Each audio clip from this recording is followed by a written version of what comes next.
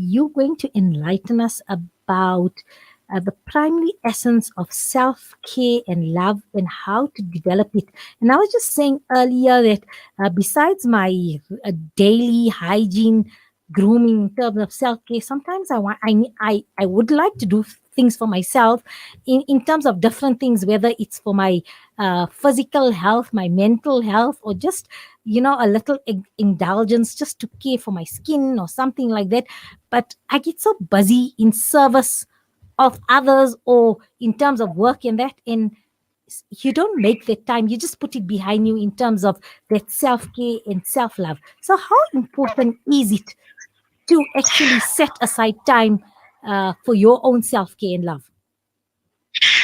It's extremely important, but I just want to first clarify. Some people classify self-love and self-care as one and the same thing. I prefer to separate the two, right? Self-love is the feeling of appreciation and recognition and love that one feels for oneself. The self-care is the act or the actions that one would take to cultivate and nurture this feeling of love for oneself. Now, on the spectrum, you get on the one end, you find like a person either probably has like a victim mentality, and on the other end of the spectrum is arrogance. And I'm mentioning this because some people will think, self-love, oh, that sounds like so egotistical or so arrogant. And those are the two opposite ends of the spectrum. And in the middle, that's where you get that healthy, balanced self-love. That is what we are talking about and aiming towards. I love what you said, that the two spectrums, and also yes, because you know what, if you say you're making time for yourself and that action of self-care towards reaching that stage of self-love, some people misconstrue, others you get judged as being arrogance, or the word is full of yourself. That is a common word where this person is full of themselves. Full of And themselves. yes, Yes, and self-love, especially for women, it's not about neglecting your duties. It's not about being selfish. It's not about only doing things for yourself. And it's, when we talk about self-care, our mind just goes to luxurious facials or bubble baths and things like that. It's not only that. So basically, self-love includes, being comfortable spending time by yourself. When you love and appreciate yourself, you become comfortable being by yourself. It's also an acceptance and an appreciation of the physical body that you have, accepting your shape, your height, your skin tone, your color, also an understanding of your strengths and weaknesses, accepting the traits that makes you unique, because each one of us is different, and some of us have very traits that put us apart from the crowd. It's about learning to accept these traits and acknowledge it and appreciate it. Also, a recognition and appreciation for your abilities and the gifts that you've been blessed with. Establishing and maintaining healthy boundaries, saying yes when you mean yes and saying no when you mean no, and being able to prioritize your needs and yourself without the guilt that usually accompanies it. So these are things that can explain what self-love actually is.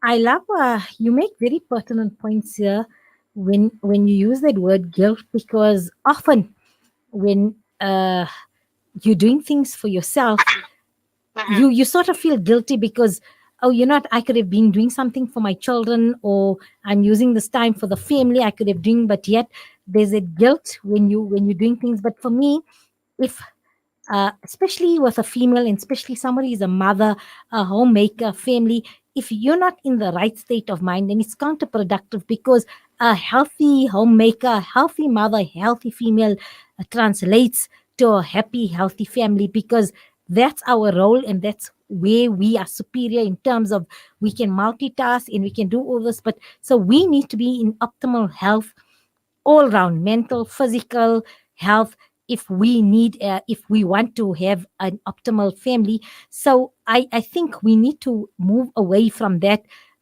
indulgence, considering it indulgence or guilty. Indulgence. Definitely. I think it was the first week that I was on, we spoke about pouring from an empty cup, and Absolutely. how when you do that, you may feel guilty for taking care of yourself. But I don't know, when I speak to women generally, I just get a feeling of like disgruntlement Like, they'll talk about having to cook and having to do housework, but there's no joy in what they're doing. They're just doing it because they have to do it.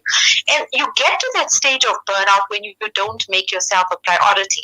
So if you do what you're going to do, or the acts of self-care, with the intention that you are building yourself up so that you can better care for others, there's really no need for guilt to feel guilty. And even so, why should you feel guilty? Because you're doing so much for others. There's nothing wrong in doing for yourself. It's like, if you drive a car, for example, if you just drive that car and continue driving it without checking the oil and water, without servicing that car, without taking it to the valet now and then, you're not going to get maximum benefit out of that car, right? So it may be silly to compare our bodies to a car, but I mean, we also need to be taken care of so that we can give optimally back to others. I love that analogy. I love that analogy because you know what? If you're the one day you don't have your car, you're literally stuck and frustrated in that. And for me, I don't know. Somehow I like the security of my own vehicle. I'm fortunate enough to have the security of my own vehicle, so I'm not the Uber type.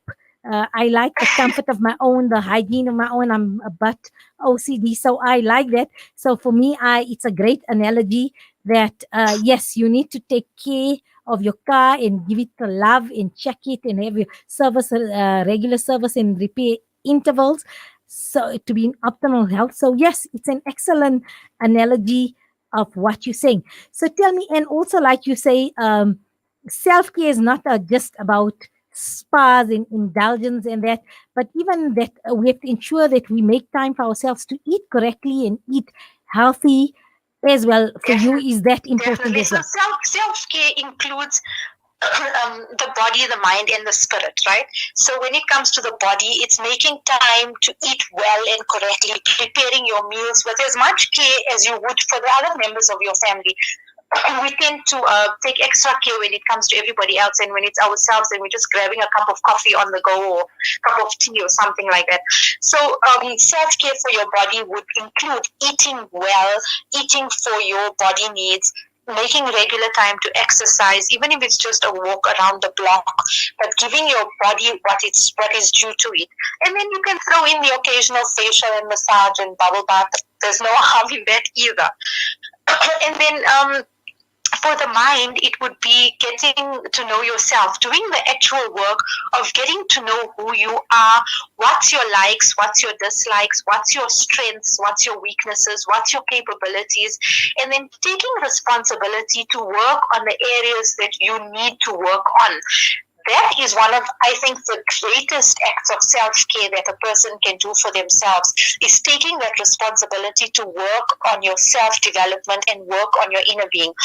And it's not always a very easy task, to face all these demons that we have within us and face the areas that we need to work on. It takes a lot of courage and a lot of guts, but that's a very integral part of self-care.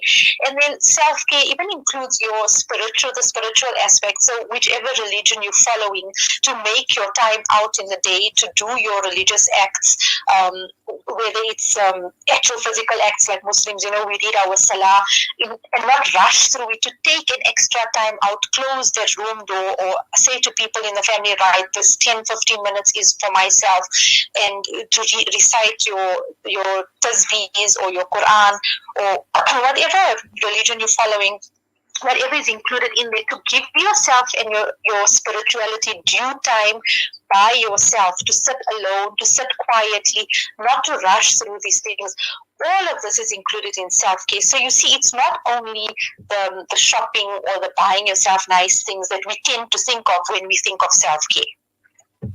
Absolutely. In fact, for me, my downtime and my recharge time is actually, like you said, when I'm spiritually connected. So every day I make time, even if it's just 15 minutes beside my actual, like you say, prayer or salah, just to sit and just to reconnect and just to praise the Almighty. Whatever you're going to say in terms of your prescription, in terms of zikr, but for me, that is my recharge time, because it allows me just to sit comfortably. I close my eyes. Um, I'm transported to actually another realm, so to speak. But I find Yes. after and it's just for 10 or 15 minutes. Um, and afterwards I just feel rejuvenated. So whether I feel physically rejuvenated, spiritually rejuvenated, and emotionally I feel at ease, I feel this At inner ease. peace coming to me, and I think that grounds me. And It I grounds make you. And sure, it's yes. that time of connecting with your maker that fuels you for the rest of your day. It gives you what you need for your interactions during the day, your tasks, and everything else that you need to go ahead and do, because now you fed your soul. Absolutely. And I think, we often neglect that part, that, feeding our soul is vital for all round well being. We don't put a premium in terms of that. We just need to connect with the Almighty, because that is actually what helps you in your journey. And also, for me, it also, like you said, you need to have that courage to face whatever issues that you've been putting at the Mm-hmm. back, or maybe you're not confronting. Whatever it is you need to confront, you put it away because you don't have the courage, because sometimes it's difficult to face Difficult. It's things. uncomfortable. It's not an easy or pleasant thing that you're And going to most of the times uncover. it's related to relationships that Definitely, happened in your definitely. past, or relationships in the present that have now been strained uh, amongst it. So it's got to do with relationship, it's got to do with another person, another human being, or other people as well. And it's Mhm. difficult to then work through those issues, because it's people's emotions, your emotions. So I think that works. But tell me something: if we put if we don't confront whatever it is that isn't a challenge in our lives, that is causing us anxiety and stress, in it long term, does it have an impact on our physical health? Yes, it definitely does. When you suppress your emotions for a very long time, or you suppress feelings, it tends to lead towards different mental illnesses like anxiety, depression, and things. And if you don't deal with those things, they become triggers. So, a trigger from a previous relationship, or a childhood incident or something, will then manifest in your current relationships. So, all you're going to do is you're going to add to your stress, because the minute somebody pushes that button, you're going to react to that trigger, and then you're going to compound your stress levels and your anxiety and things like that. And definitely, your mental and emotional state definitely does affect your physical well-being. I spoke to a lady a few weeks ago, and she was suffering with very bad endometriosis.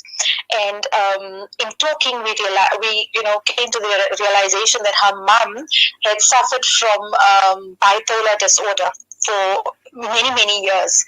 And due to the emotions and feelings, and the difficulty of dealing with this, it had become so painful for her. And when she started doing the work of let going of those emotions and those feelings, and started taking a different perspective and approach, her pains actually started dissipating and becoming easier for her. And that is how she healed herself. I just bring that up because you spoke about how our emotions affect our physical health. There's definitely a big tie between the two. Yes, and that is why we appeal to everybody. If you experiencing or face with challenges, such uh, past things, even probably in your youth, in your teenage years, or now you're older, in your early years you had things where you haven't dealt with it and you didn't have closure. It could also be the loss or death of a loved one, a family member, that maybe you felt too young, but it was closure. And sometimes we don't realize the source of your anxiety, the source of what is causing you to feel really unwell physically. Uh, it's difficult to pinpoint. I think it's only when you have to have serious conversations with yourself, look deeper, sought counseling and assistance with professionals. You come to realize, or sometimes it's not easy to find the source of this It's distress or not, challenge. sometimes you won't even know that there's an underlying trigger there until a similar incident happens that sets that off. And then when you go back and try to figure out what happened, then you realize sometimes it's something from your childhood. But it lays dormant until there's a similar incident or a trigger that will bring up those feelings. But it's very important that once that happens, to start looking within. When we have these uncomfortable situations, or like you said, relationships that are difficult, we always look outside of us to what the other person is saying, what the other person is doing, but we don't look within us because it's uncomfortable to look within us, to figure out why are we feeling the way we're feeling. And that is actually the way to go about it. And don't look without you, look within, because that's where your healing is. It's within yourself. Okay, so before I leave you, in summary, can you just revise for us how the ways in which we develop this culture of self care and love? Okay. So basically, it would be to take out regular time during the day for yourself. That would be to do your reflection, to connect with your creator, to work on yourself, to work on your thoughts, your feelings, your emotions. And we can go back to the journaling, because that's a tool to also help you with this. Taking out, if you need to see a coach or a counselor or a therapist, there is also something that you could look at if you are battling to go forward on your own. Also reading, practicing mindfulness, letting go of past problems and issues of traumas, developing a hobby or a talent, doing things that you enjoy. And it's different. Each person would have a different medium for developing this. So you've got to know yourself and figure out what works for you. What works for me may not necessarily work for you, because we have different personalities. So it's just about knowing yourself and knowing what works for you. 100%. I love it. She says, you need to understand yourself. You need to do this, but the important, essential thing is set aside. So in your things to do, add in there me time. I think me time should definitely be there in every to do list every day. Me time. So you need to schedule in me time. Definitely. And it doesn't have to be like an hour every day, even 15 minutes, 20 minutes, it's sufficient wherever you can get in, even if it's got to be broken up, maybe 10 minutes in the morning, 10 minutes in the afternoon. You got to do what works for you, but it's very important to take those few minutes during the day just for yourself, without the cell phone, I may add. Oh, so me time is not going through your phone, catching up on your messages, checking who's who in Instagram, which influencer has posted what, or where they went to. For me, personally, That no. actually has a negative effect. Yeah, no disrespect to people posting, no I mean, this is how people do. But for me, today, we've just become very voyeuristic people, and narcissistic as well. And we do things just to put it out there for other people. And for me, you know what? Special moments for me are sacred. And I like to feel a moment. So wherever I am visiting, or even if it's a meal I'm eating, for me, before I put it out there and then just eat it for the sake of eating, I like to close my eyes. I like to savor all that, or I like to look and take as much to be in that moment. And for me, it's sacred, Yes. it's personal. So I need to create this beautiful memory around it for myself. Before then, I want to share it with all and sundry.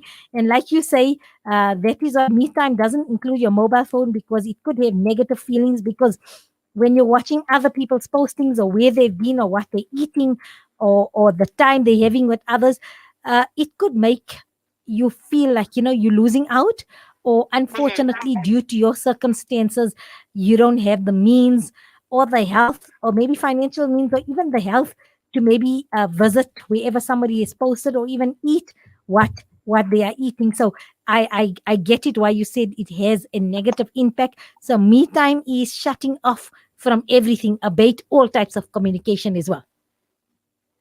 Definitely. Aisha, as always, it's been an absolute pleasure. And inshallah, next week is our last week of programming, and we'd like to conclude with your series. So looking forward to a conclusion of your sage advice in your counseling, so that we all can be on the path of proper, so emotionally we can be at an optimal level. Jazakallah so much for your time, Aisha. It's been an absolute pleasure. Jazakallah for having me, Mariam. Assalamu alaikum wa rahmatullahi wa barakatuh. Wa alaikum salam. We are going to go for a short break and then it's time for our hashtag kindness and compassion segment. You know, it's a wonder how kids get anything done these days. With all the distractions, when do they even get time to study?